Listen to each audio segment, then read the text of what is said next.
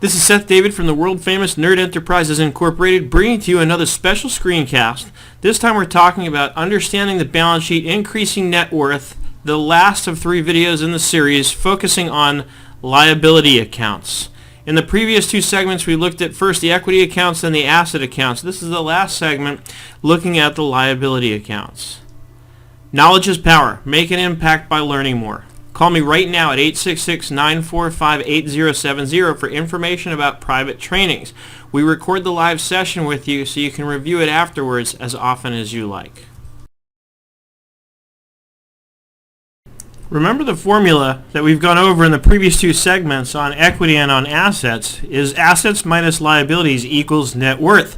So again, focusing on the ultimate goal of increasing net worth, when we're focusing on liabilities, the objective, of course, is to reduce liabilities. The fewer liabilities we have on the balance sheet, the greater the net worth, because assets minus liabilities equals net worth. So if I'm subtracting a smaller number from my assets, I'm getting a larger equity number or net worth amount. So stay tuned and let's take a look at the balance sheet, see what this looks like in QuickBooks, and we'll look at some examples of how you can use your balance sheet as a management tool for the specific purpose of managing your liabilities with the goal in mind of increasing net worth. Okay, so we're in a sample QuickBooks company file looking at the liabilities. I've got a balance sheet up here. I've got a bank account with $10,000 in there, opening balance equity of $10,000. So as you can see, I'm starting us off with a completely clean company file. There's no liabilities on the books yet. Now, of course, what's going to happen as I add liabilities is they will take away from the total net worth, keeping in mind, though, that everything balances out. So if I add a liability that's tied into an expense, then we're going to see a reduction in my net worth. If I add a liability that's tied into an asset account, then they're going to wash between the two, and I'm going to show you exactly what I'm talking about. So if I've lost you there, don't worry. I'm going to tie that together for you by the end of this short video. First, I want to talk about trade accounts payable. This is our sort of most commonly used form of a liability account, and that's what we get when we're entering a bill for something that we're doing in our ordinary course of business. So let's use something simple like rent. So let's say I want to enter my rent bill. Let's go enter a bill, and we'll enter it to Landlord LLC, and I'll just quick add that for now. And let's say it's the 1st of September 2011, and I can put September rent for the reference, and then let's just say it's $3,000 for rent expense.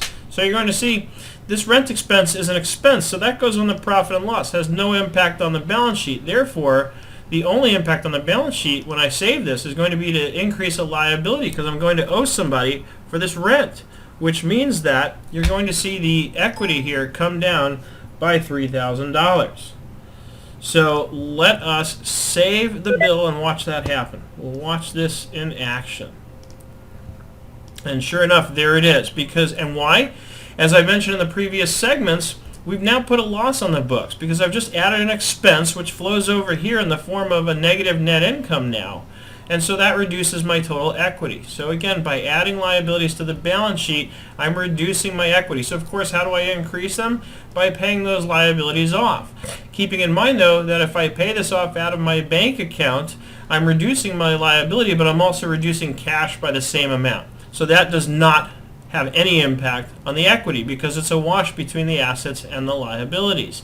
Now, another example is I purchase equipment, but in order to acquire that equipment, I take on a loan. So I'm going to increase assets and I'm going to increase a liability. Assuming I put no cash down, then it's the same for the same. So let's go enter another bill, and let's say I'm purchasing some equipment, whatever it is, from my equipment supplier. We'll call it Acme Incorporated, like those old Roadrunner cartoons. We'll say this happened on 9/5, and let's say that we're going to do this to the tune of $15,000. I'm just making things up as I go. And over here we need a fixed asset called equipment. So I'm going to set that up real quick. Fixed assets are for major purchases. So we have a special account type set aside for that. I say continue. Save and close. Save and close. Boom. There's my asset. My liabilities have also increased. Notice no change in my equity because all I've done is I've increased the assets and I've increased the liabilities.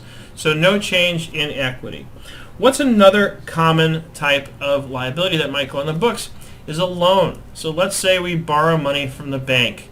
In that case, I'm probably going to get a deposit. So let's say we borrow $15,000 from the bank. Okay, so we're going to deposit that in our bank account, and we're going to call it Loan Payable iBank. We'll add that up. It's a loan, which is just a liability account, and we'll say it was for $15,000. We'll say we got a short-term line of credit. Save and close. Now I have an additional liability on the books, but that money went into my bank account. So again, no impact on the equity. Now, if I can reduce this liability, however, over time out of profits, then it will ultimately start increasing my equity. And how do I do that? This is one thing that I stress. It's so important because what's happening is when I borrow money, I have to pay interest, which is an expense. I'm giving my money away to the bank for the privilege of having borrowed this. So what do? I do a little planning. This is where we can start using the balance sheet as a management tool to do some planning because ultimately I want to get these liabilities off the books so that as I continue to earn profits, those profits will flow right down here into the equity instead of having to be used to pay off interest. Because if I eliminate the loan, I eliminate the interest expense. If I eliminate an expense, I increase my profits. And if I increase my profits, which is my net income, that comes right here and hits me right in the equity section of the balance sheet. So now I start increasing equity by getting rid of the loan. I'm reducing the liability and eliminating the interest expense. So how do I do that? I use a template like this. And let's say I have that $15,000. And let's say I want to get that paid off in 12 months. I use my template that I've created here to plan this out. And let's say the interest rates are kind of high these days. So let's just say if it was comparable to a credit card, I might be paying as much as 26% on this, right? That's credit card interest rates today. That's the reality. That's what the banks are doing to us. So as a personal little rant, using credit cards and incurring debt of any kind with the banks, it's like a self-constructed prison because you're stuck paying this balance off forever unless you make aggressive payments to get this paid off. If I want to get this $15,000 loan paid off inside of a year at 26%, I need to make a payment of $1,432.95 every single month. And notice what happens here. The interest at first is much higher because I'm being charged interest on the full balance of $15,000. But as I knock down that balance, the amount of interest that comes out of my payment is less, which means I get to pay off the principal. I get to pay off the amount payable much more aggressively as I continue to make the same payments. So even though the bank may not require me, or a credit card for that matter, they don't care. They just want you to pay the minimum. They're going to figure out your minimum payment based on the minimum required, which is generally about 1% of your balance plus your interest. So they're not going to ask you to pay this to get it paid off in a year. The bank wants you to keep this as long as possible. But that doesn't stop us from planning and doing it and planning on getting credit card balances like this paid off more aggressively. So I can do this and based on this plan on paying it off at a rate of $1,432.95 a month in order to make sure I've got this paid off within a year. And the way this template works, it makes it great because if I say, you know what, I can't afford that much each month on this right now, then I can stretch this out and say, okay, what's it going to take to do it in 24 months? Obviously, it knocks the payment about in half. Actually, it's a little more than half because, again, it's graduated. So in 24 months, I can get this thing paid off by paying $808.12 a month. So I use this template. The template's available for download in my Knowledge Store. I'll put the link to download it directly wherever the blog post and video are so that you can grab it if you want to. But this is how you can do some planning and really manage your balance sheet using a tool like this to say, hey, let's get this debt paid off because, again, I want that net worth increased. Now going back to the question of accounts payable, remember I mentioned this is typically what we use in our trade accounts payable. So I might not necessarily want to do a loan like this using accounts payable because that's not really trade accounts payable. Trade accounts payable we think of as bills that we get each month and pay off each month. So normally the way this really should be done is not through a bill. I'm going to delete this. And really the clean way to do something like this is through a journal entry. So we go to Company, make general journal entries, and I would put in $15,000 here and there, and I would put the equipment is the asset. Let me make this a little bigger so you can see it. And of course this is going to be loan payable iBank. And this way, and I'll show you the difference on the balance sheet now, is coming out of here. Now I've got the loan payable in a separate account. Loan payable iBank is here. And now my accounts payable is the $3,000 that I entered for the rent. Now that's proper. And I'll give you a little tip on managing the balance sheet. When you have the time and you take the time to do this kind of oversight, it can make a huge difference, especially if you're reporting. Let's say this loan you got from the bank is one of the requirements of it, which this is frequently the case, is that the bank wants to review your financial statements every month.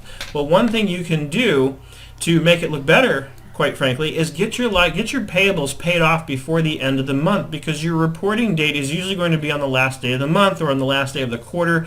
It depends. Every bank is going to ask you for something different. Some want monthly, some want quarterly. But the bottom line is when they run the balance sheet, they're going to be looking at it as of the end of the month, on the last day of the month. So if you can get any liabilities that you have on your books paid down before the last day of the month, then that's going to make your balance sheet look better. It's going to make your equity section of your balance sheet look a little bit better, especially if you're paying off loans that bear interest. So that's a little tip on sort of strategy with using the balance sheet to manage your books.